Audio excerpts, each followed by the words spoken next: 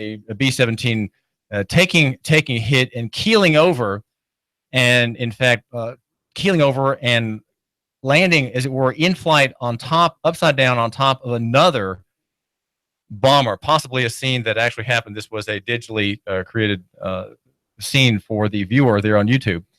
And there's just something grievous as one sees things that happen on the screen there that represent terrifying incidents that really happened during the war. And it's much sadder because we're prejudiced and Americans when we see an American bomber suffer a fate like that and then spiral down out of control, down toward a distant smoke-covered ground below. The G-forces of the planes spinning so great that no one can climb out, and all the crewmen of the B-17 certain to perish when finally it hits a forest or a street or a soccer field somewhere there in the German city below that's receiving hell from. Now, Chattanooga is in a situation like that, and it is with the greatest sympathy that I feel for the marketplace that is Chattanooga. You might say a fleet of entrepreneurs droning on in their tasks.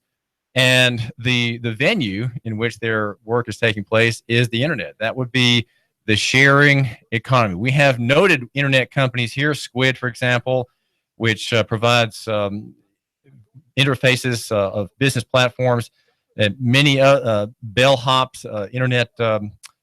Well, I'm trying to remember what bellhops does. There are many others that have a strong internet purpose and presence. Even Rock Creek, the outfitting store, has a very, very powerful online presence. And so we rely on the internet. We rely, for many of us, on high-speed internet. I have a 14-year-old son urging me to switch to EPB, which promises, he says, to not sell my internet information. Well, that's the gig city. We live in the gig city that has a federally funded high-speed internet system, leading the world for a time. Maybe still has some edge over other locales. But the city council yesterday had a first reading of an ordinance proposed by Chip Henderson that has a lot of good intentions. It has much good intention to create a marketplace that, of course, is not a free market, but as Chip would have it, and the other conservatives, a regulated market. We have a problem with conservatives. You, my listener, have a problem with conservatives, and that is they want to conserve the system as it is, rather than be someone like me, a classical liberal. Now, people misidentify me as a conservative all the time, and that's fine. I really appreciate that. But sometimes I alert them, well, a classical liberal is a true conservative, right? We have conservatives who say, well, I'm tired of rhinos, right? Republicans in name only. That's shorthand for someone who pretends as a member of the Republican Party to be, pro-market, pro-trade, pro-small business, limited government, constitutional obedience, and respect for marriage. These are a rhino is someone who says those things, but who's not really those things. Well, I'm really those things, okay? I really am. And so that means I can't be a conservative, because the problem with conservatives such as Darren Ledford, who's a young conservative, he's a business owner in the printing business at the foot of Lookout Mountain, is that he wants to keep the system as it is. And that is the problem, okay? The problem is we need to have classical liberals like me, and maybe like you, right? You, my listener, are perhaps thinking slightly more in the direction that I propose, and that would be of being liberal, not progressive, right? A liberal is someone who's open, right? Someone who is open, but one who is classically liberal. That would be in the direction of Friedrich von Hayek or Ludwig von Mises or Gary North, modern times, or Frédéric Bastiat, the great conservative French writer, and whose little book called The Law is really a must reading for you. But I suggest, since you don't have time for it, that you make sure that your teenage children, probably starting at age 13 or 14 or so, they can understand what he's saying, that they read The Law. And so that's what the classical liberal is. The classical liberal really believes in a free market. He really does. And so he's not going to have a special favor for the military surveillance and capital industrial complex, which which in a way we could say is the enemy, right? We can identify that as the enemy of local economy and the free market here in Chattanooga and Hamilton County. And that's what we look at every day here on the David Tulis program, only here. You're not going to find me anywhere else. I'm the editor of the city's most influential and least regarded website. Okay, that's Nooganomics.com. And the website for the man who matters, and very unpopular. It's just a very unpopular website, and that's because it's influential, and that's because very few people are influential, right? So most people don't need to go there. That's just all there is to it. Most people don't need to go to Nooganomics.com because they don't really matter. Now, people who matter, well, they subscribe. Okay, they take themselves seriously, and so they subscribe to Nooganomics.com to not miss any of my potent analysis every other day or so. Something potent, something insightful in the direction of reform. Everything is in the direction of reform. That means change, right? Change. I think President Obama, if he heard about me, would say, man, that David Tulis is really amazing. He's really wonderful. He's all about change. So we could say that I have the implicit endorsement of former President Obama and all my labors. I just want you to know that, okay? And I'm not going to reject it. I won't reject it. I'll just humbly accept it and hope that you'll be impressed. City Council is weighing an ordinance that does several things with good intention, but which are simply wrong. Now, I've got a catalog of, let's say, well, maybe 5 things. Well, maybe let's boil it down. Let's boil it down to 3, right? Always make your arguments in threes. That way, 3 points. That way, no one's going to feel overwhelmed and feel like you're taking up their time, right? If you have 15 points to make, well, no one's going to want to hear them all.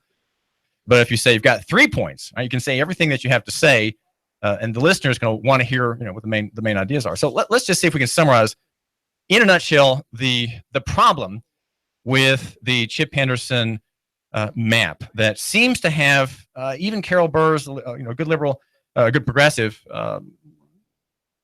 feminist kind of person. Even she, I think, is very favorable to what's being proposed, and that's everybody is favoring of it.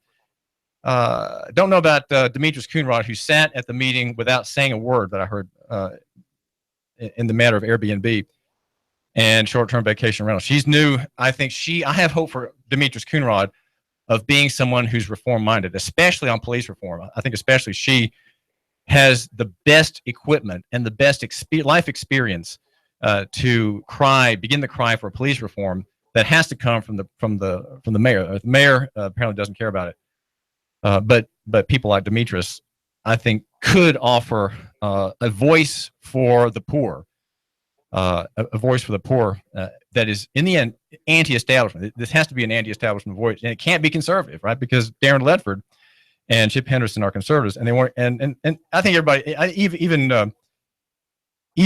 Ken on the city council is a conservative. So I think he's not seeing outside the box, but we see outside the box. Go to Nooganomics.com and read the story about the box and how we need to get out of it. And that's only at Nooganomics.com. But the oral version is this. Okay, the map, in a nutshell, there's a proposal that does this. Draw a map that has districts of Chattanooga where apparently there's less resistance to Airbnb and short-term vacation rental. And those people in the boundary will be able to have the liberty, we're going to grant them the liberty to have Airbnb contracts, membership, where people visiting from Qatar, from Saudi Arabia, from Belgium, from Germany, the Saxon state, Germany, from Paris and South Africa, from Namibia, and from Beijing, they can come to Chattanooga and stay in a private house, paying great rates and meet real people and see how people live.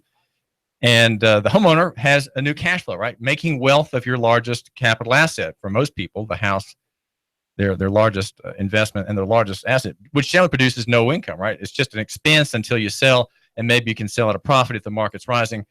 But of course, much of market rises today are simply illusory since they're based on inflation, a reduction in the buying power of the dollar, which means that your large dollar number on the sale of your house is really just an illusion of increase, right? It's not really as much as an increase as you think. So that's the plan. If you're outside, the part B is if you're outside the map, you are forbidden. You are forbidden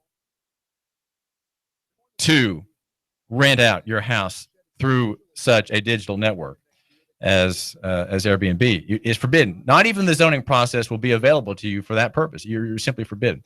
Well, this is simply unconstitutional. It's any way you draw the map is unconstitutional because it violates the property rights that you have in a couple of things. One is equal protection. And here's the problem. How can a man on one side of the street be allowed to do something under this easy process of licensure and permitting, whereas the man on the other side of the street, which is, let's say, 25 feet of tarmac and a bit of sidewalk and some grass, the other man, if you walk up the sidewalk, past the lamppost, past his shrubs, he's got a bird bath there, past the shrubs, and then you step onto his porch under the nice little awning there, a very classic looking wooden structure, and ring his doorbell. That man, his wife comes to greet you at the door. Her husband is in the library. He's online. He can't do that. He cannot rent that house to someone from Luxembourg who's here for a week, wanting to enjoy the southern climb, wanting to go to Nashville, Atlanta, and a man who's heard about our aquarium, right? That man cannot come and rent that house from that man there, whose wife is showing you into the parlor and asking you if you'd like some iced tea. No, he can't do anything. That family is out in the cold. Well, that's the problem with a map. That's the legal problem. There's a legal problem there. The second legal problem that was evident in the meeting yesterday was the encounter with the beloved $50 fine rule in the Constitution. It's kind of a complex explanation of what that means, but the $50 fine rule limits the power of cities to impose their will by force. Okay, it allows cities to impose fines of no more than $50. I'm holding up for the viewer on YouTube. I do thank you for joining me here at the Hot News Talk Radio channel on YouTube, and also for my viewer on Facebook who's seeing everything backwards, of course. I'm holding up my copy, a very well-read copy of Chattanooga versus Myers, Tennessee, 1990. And it's a case versus Jeffrey Myers. It was decided in 90. And this decision is in wonderful detail. I mean, for me, I just breathe this kind of material, and it's just so interesting and so exciting. Cities don't have punitive power, period. They do not have power to punish. However, as the judges explain over the course of, 11 pages, as they explain a single space type, that's all. It's short. They explain that cities, municipal corporations have power to fine. Okay, a fine is not punitive. A fine is in the direction of liquidated damages. And this is David Tulis, caller. You're on the air. What's on your mind? I should have been inviting you to call earlier. What's going on? Love your topic. I have a little different take on why government does that, because they can't get their greedy little hands on money. I don't know how often you stay at hotels, but boy, some have $10 fees. Doesn't matter how much you pay, $20 fees, and governments make millions of dollars off of hotels.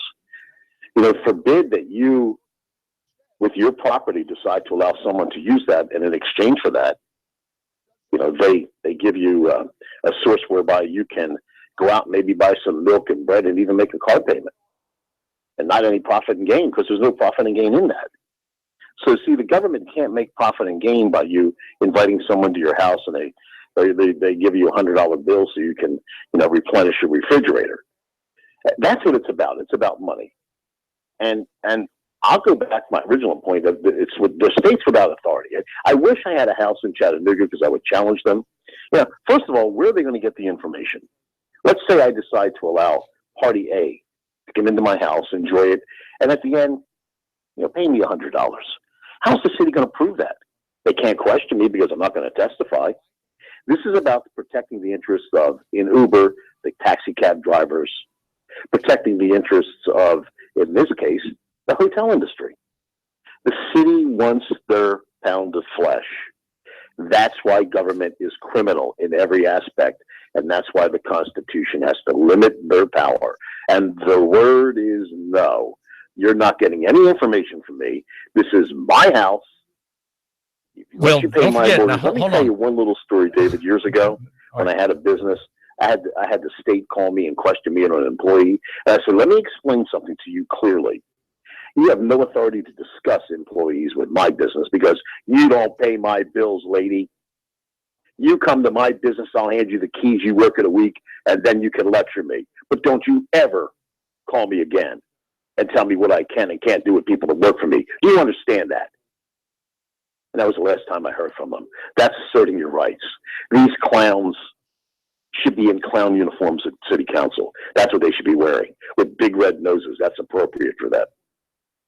Well, we're talking with Mike about the authority of government to collect these fees, and yeah, of course, the interest is money. But the point is also that the people are to be reminded that they are in submission to the state through its agent, the city. And the problem with the map and well, to answer Mike's question about information, as Donna Williams, the head of the mayor's office of economic development, so-called, emphasized, her whole discussion was about surveillance, non-compliant people, forcing people to come into compliance, and the scraping of the internet by technology. There are private people who are willing to bring government power to bear under contract and thereby have time-stamped data. So what these companies do is they scrape the internet websites that offer these connections, so in the sharing economy, and there they will have the proof that you, my listener, on this date started offering your house for rental purposes, and that's going to be incriminating evidence against you, prima facie evidence against you that you are out of keeping with the ordinance, and that we are going to come after you, and we're going to compel you to pay and to enter into an equitable relationship with us, to be your supervisor and your partial owner and your permitter, right? The ones without us, you are not permitted. Well, there's an equal protection problem here, and in the main sense that you have this line dividing two neighbors, right? One neighbor can and one neighbor can't. One neighbor has an easy access through permission. The other neighbor is forbidden by ordinance to enter into the business of renting his house out. That simply is unconstitutional. It denies equal protection. As I was saying before my call, and by the way, we are at 800-8949, 800-8949, 800-8949. The $50 fine rule it limits the power of cities to penalize people or to punish. Cities cannot punish; they can only fine, which is a fine is restorative of the status quo ante, right? It makes things right. It kind of pays for administration of handling this dispute. It's not punitive. Fines are not punitive. They are restorative. And therefore, the whole discussion in the city council yesterday was in error. It was legally in error, and Wade Hinton did not offer any correction as he should have. Wade Hinton should know that the $50 fine rule is articulated, and I make mention of it in my story today, Nooganomics.com. The $50 fine rule does not allow for punishment. So you can't say, well, we're going to fine that Airbnb member who's outside the law $50 a day. No, that violates another law. That's the arbitrary and capricious standard. And here's why it's arbitrary and capricious to say, well, we'll make this fine really stick. Why not make it $50 an hour, right? Make it so that you get $1,000 a week in penalties for a person who resists your regime. Well, that's arbitrary. To make it $50 a day is equally arbitrary. The rule is in the Constitution, $50 fine for an offense, period. And that's it. You can't make it apply to get a bigger number. You can't use an idea to make a $50 fine turn into a $500 fine. You just can't do it by saying, well, we'll make each day a separate offense. Well, no, it's one offense. And you can't make it a minute, an hour, a day, a year. There's no other way of measuring it. It's one thing. It's one offense, and the limit is $50. So the city really is toothless to enforce the map. It is toothless to enforce the map. And again, that's based on equal protection. You, my listener, have a constitutional right to equal protection. If you can't do something that your neighbor can, well, then you're being unequally treated. And that is simply illegal. It's illegal. It's unconstitutional. The whole map idea should be thrown out. It's simply wrong. And worse, it violates your poetic sense. And your poetic sense is encapsulated for now in the idea of the gig city, the environmental city that's made well digitally. It's in the digital economy. It's in the sharing economy. You need to call your city council member and say, vote no on this plan. Don't use a map to to hem in the internet. Why would you want to do that? Let's be a free and open city. Free, open, welcome to all comers. The Tennessee Valley's news, talk, and sports leader. Nooga Radio, AM 1240 and 92.7 FM. iBuyChattanoogaHouses.com, Chattanooga's premier house buyer. Do you have a house you need to sell fast? We are buying. Call us today. We are local folks. We will buy your house as is, no repairs needed. We will give you a cash offer and close on the day of your choice. Call us right now, 423-834-7321. Need to sell a house fast? We are buying. Are you experiencing one of these situations? Inherited a house you have no need for? Behind on your property taxes? Nightmare tenants making your life miserable? Too many repairs needed and don't have a desire to fix? Behind on payments and facing foreclosure? Recently divorced and need a way out of the house? Never really wanted to be a landlord and just want to cash out? Trying to relocate and need to sell your house? Do you need to sell a house fast? We are buying. No fees, no hassles, no repair costs. Close on the day of your choice. Our process is simple. Call us today. We inspect your property right away. We make you a fair cash offer. We close on the day of your choice. Call us today, 423-834-7321. Visit our website, iBuyChattanoogaHouses.com. Call us today, 423-834-7321. iBuyChattanoogaHouses.com. He stole out so much cash, such a huge mountain of cash, that he's become a national star. Rick Davis, you know the story.